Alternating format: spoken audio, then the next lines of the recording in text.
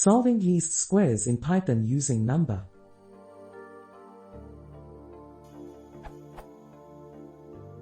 I am having trouble using Numba to solve least squares in Python. This is the code I have.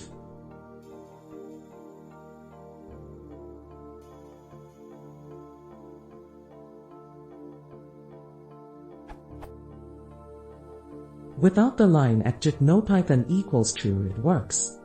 With the @JIT I have the following error.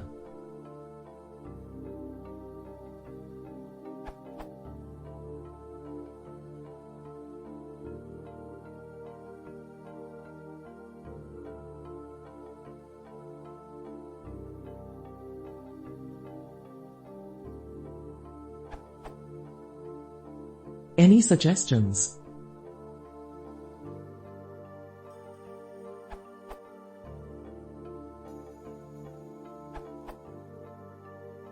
Remove recant equals none keyword and it will work fine.